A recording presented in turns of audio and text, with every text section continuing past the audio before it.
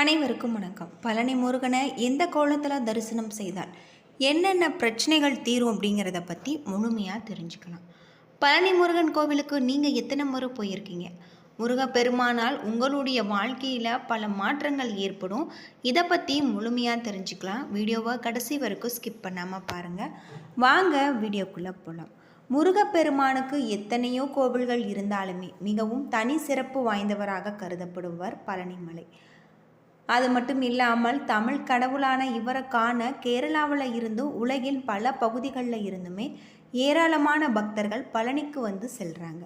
முருகப்பெருமானை இங்கு மட்டுமே ஆண்டி கோலத்தில் காண முடியும்.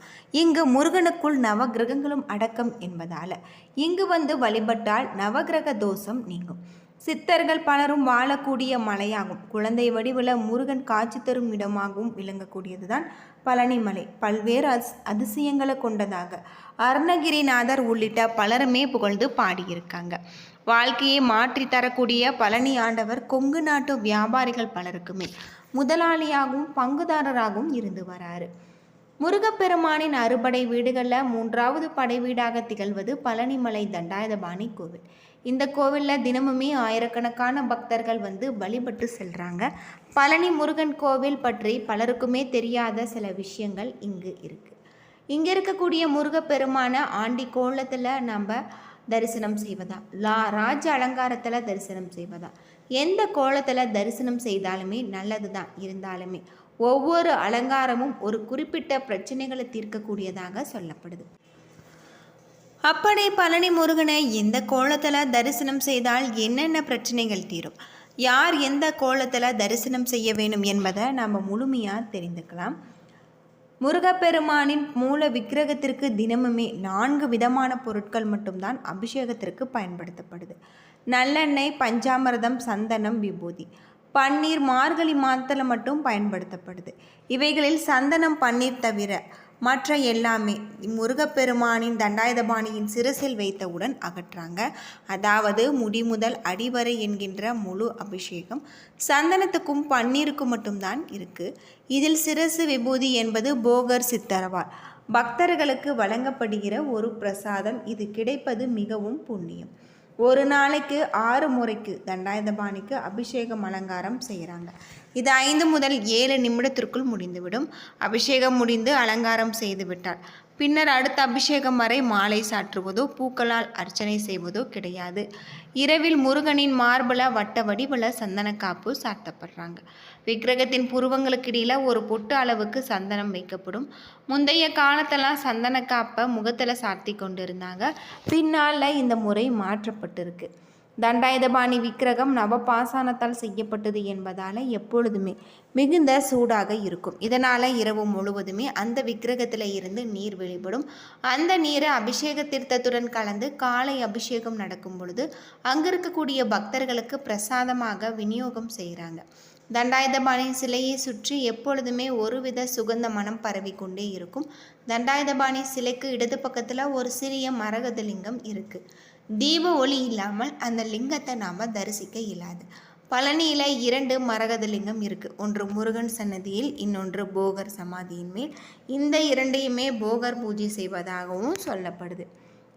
அது மட்டும் இல்லாமல் தண்டாயுதபாணி சிலையில் ராஜ அலங்காரத்தில் தரிசிக்க வேண்டுமா, ஆண்டி கோலத்தில் நம்ம தரிசனம் செய்ய வேண்டுமா, எது சிறந்தது என்ற சந்தேகம் பல காலமாக பக்தர்களுக்கு இருந்து வருது. பலருமே ஆண்டி கோலத்தில் நம்ம பக்தர்களுக்கு இருந்து வருவதும் ஆண்டி கோலத்தில் தரிசனம் செய்யக்கூடாது என்று சொல்வது உண்டு. இது முற்றிலும் தவறானது. பழனி முருகனை ஆண்டி கோலத்தில் தரிசிப்பதற்கு அளவில்லாத பல சிறப்புகள் இருக்குது. முற்றும் திறந்த தவநிலை, அதாவது அலங்காரம் இல்லாத ஆண்டி கோலத்தில் பார்க்கும் பொழுது நமக்குள் ஒரு மெஞ்ஞானம் உண்டாகும். முற்றும் திறந்தவர்கள் என்பதில் பல நிலைகள் கடந்தவர்கள்.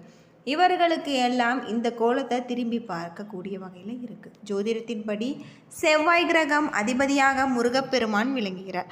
அதிலுமே பழனி முருகன் ஞானக்காரனாக விளங்கக்கூடியவர். இதனால் செவ்வாயுடன் குருவும் கலக்கிறார். வீரம், தைரியம் இதற்கெல்லாம் உரிய கிரகம் செவ்வாய். தைரியமும் வீரமும் இருந்தால்தான் எல்லோரையும் எல்லாவற்றையும் உதறி தள்ளிட்டு இங்கு வந்து நிற்க முடிந்தது. இதனால் அவர் நின்றவுடனே குருவும் வந்து விடுகிறார். செவ்வாயாக வீர வேசத்துடன் கிளம்பி குருவாக நிற்கிறார். இதனால் செவ்வாய் மற்றும் குருவின் அருள் பெற வேண்டும் என்பவர்கள் பழனி முருகனை வணங்கலாம். ஞானப்பழம் கிடைக்காததால் கோபித்து கொண்டு முருகன் சிவனையும் பார்வதியும் பிரிந்து பழனி மலையில் தங்கியிருக்காரு. அது மட்டும் இல்லாமல் நவபாசான சிலையான தண்டாயுதபாணி மூலவர் சிலையாக அமைஞ்சிருக்கு. பல்வேறு சிறப்புகளை கொண்டிருக்கக்கூடிய வகையில் இந்த பழனி முருகன் தண்டாயுதபாணி கோவில் அமைஞ்சிருக்கு. முருகப்பெருமானுக்கு எத்தனையோ கோவில்கள் இருந்தாலுமே மிகவும் தனி சிறப்பு வாய்ந்ததாக கருதப்படுவது பழனி முருகன். தமிழ் கடவுளான இவருக்கான கேரளாவில் இருந்துமே உலகின் பல பகுதிகளில் இருந்துமே ஏராளமான பக்தர்கள் செல்கிறாங்க. முருகப்பெருமானை இங்கு மட்டும் ஆண்டி கோலத்தில் காண முடியும். இது முருகனுக்குள் நவகிரகங்களும் அடக்கம் என்பதால் இங்கு வழிபட்டால் நவகிரக தோஷம் நீங்கும் அப்படின்னு சொல்லப்படுது. சித்தர்கள் பலரும் வாழக்கூடிய மலையாகும். குழந்தை வடிவில் முருகன் காட்சி தரும் இடமாகவும் விளங்கக்கூடிய பழனிமலை பல்வேறு அதிசயங்களை கொண்டதாக அருணகிரிநாதர் உள்ளிட்ட பலருமே புகழ்ந்து பாடி இருக்காங்க. வாழ்க்கையை மாற்றி தரக்கூடிய பழனிமலை ஆண்டவன் கொங்கு நாட்டு வியாபாரிகள் பலருக்குமே முதலாளியாகவும் பங்குதாரராகவும் இருந்து வராரு. முருகப்பெருமானின் அறுபடை வீடுகளில் 3வது படை வீடாக திகழ்வது பழனிமலை தண்டாயுதபாணி. இந்த கோவிலில் தினமுமே ஆயிரக்கணக்கான பக்தர்கள் வழிபட்டு செல்வதாகும். இங்கு பழனி முருகன் கோவில் பற்றி பலருமே அறியாத சில விஷயங்களை நாம் தெரிந்து கொள்ளலாம். இங்கு இருக்கக்கூடிய முருகப்பெருமான் ஆண்டி ராஜ அலங்காரம் எந்த திருக்கோலத்தில் தரிசனம் செய்தாலுமே நல்லது தான். இருந்தாலுமே ஒவ்வொரு அலங்காரமும் ஒரு குறிப்பிட்ட பிரச்சனைகளை தீர்க்கக்கூடியதாக சொல்லப்படுது. அப்படி பழனி முருகன் எந்த திருக்கோலத்தில் நாம் தரிசனம் செய்தால் என்னென்ன பிரச்சனைகள் தீரும், யார் எந்த திருக்கோலத்தை தரிசனம் செய்ய வேணும் என்பதுங்கிறத பற்றியும் நாம் தெரிந்து கொள்வது இன்னும் சிறப்புக்குரிய ஒன்று. முருகப்பெருமானின் மூல விக்கிரகத்திற்கு 4 விதமான அபிஷேக பொருட்கள் மட்டும்தான் பயன்படுத்தப்படுவதாகும். நல்லெண்ணெய், பஞ்சாமிரதம், சந்தனம், விபூதி.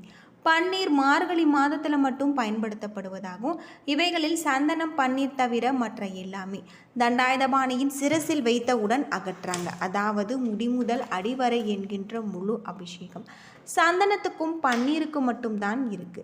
இதில் சிரசு விபூதி என்பது சித்தர் உத்தரவால் பக்தர்களுக்கு வழங்கப்படுகிற ஒரு பிரசாதம். இது கிடைப்பது மிகவும் புண்ணியம் அப்படின்னே சொல்லலாம். ஒரு நாளைக்கு 6 முறைக்கு தண்டாயுதபாணிக்கு அபிஷேகம் அலங்காரம் செய்யப்படுது. இது 5 முதல் 7 நிமிடத்திற்குள் முடிந்துவிடும். அபிஷேகம் முடிந்து அலங்காரம் செய்துவிட்டால் பின்னர் அடுத்த அபிஷேகம் வரை மாலை சாற்றுவது, பூக்களால் அர்ச்சனை செய்வது கிடையாது. இரவில் முருகனின் மார்பில் வட்ட வடிவில் சந்தன காப்பு சாத்துறாங்க. விக்கிரகத்தின் புருவங்களுக்கு இடையில் ஒரு பொட்டு அளவுக்கு சந்தனம் வைக்கப்படும். முன்னொரு காலத்தெல்லாம் சந்தன காப்பை முகத்தில் சாத்தி கொண்டு இருந்தாங்க. பின்னால் இந்த முறை மாற்றப்பட்டிருக்கு அப்படின்னும் சொல்லப்படுது. தண்டாயுதபாணி விக்கிரகம் நவபாசானத்தால் செய்யப்பட்டது என்பதால் எப்பொழுதுமே மிகுந்த சூடாக இருக்கும். இதனால் இரவு முழுவதுமே அந்த விக்கிரகத்தில் இருந்து நீர் வெளிப்படும். அந்த நீரை அபிஷேக தீர்த்தத்துடன் கலந்து காலை அபிஷேகம் நடக்கும்போது அங்கு இருக்கக்கூடிய பக்தர்களுக்கு பிரசாதமாக விநியோகம் செய்யப்படுவதாகும். தண்டாயுதபாணி சிலையை சுற்றி எப்பொழுதுமே ஒருவித சுகந்த மனம் பரவிக்கொண்டே இருக்கும். தண்டாயுதபாணி சிலைக்கு இடது பக்கத்தில் ஒரு சிறிய மரகத லிங்கம் இருக்குது. தீப ஒளி இல்லாமல் இந்த லிங்கத்தை நம்மால் தரிசிக்க இயலாது. பனலையில் 2 மரகத லிங்கம் இருக்குது. ஒன்று முருகன் சன்னதி, இன்னொன்று போகர் சமாதி. இந்த 2ஐயுமே போகர் பூஜை செய்வதாக சொல்லப்படுது. அது மட்டும் இல்லாமல் இந்த கோவில் பல்வேறு சிறப்புகளை கொண்டிருக்கக்கூடிய வகையில் தான் அமைஞ்சிருக்கு. தண்டாயுதபாணி சிலையை சுற்றி இந்த சிலையை ராஜ அலங்காரத்தில் தரிசிக்க வேண்டுமா, ஆண்டி கோலத்தில் தரிசிக்க வேண்டுமா, எது சிறந்தது என சந்தேகம் பல காலமாக பக்தர்களுக்கு இருந்து வருது. பலருமே ஆண்டி கோலத்தில் தரிசிக்க கூடாது என்று சொல்வதுண்டு. இது முற்றிலும் தவறானது.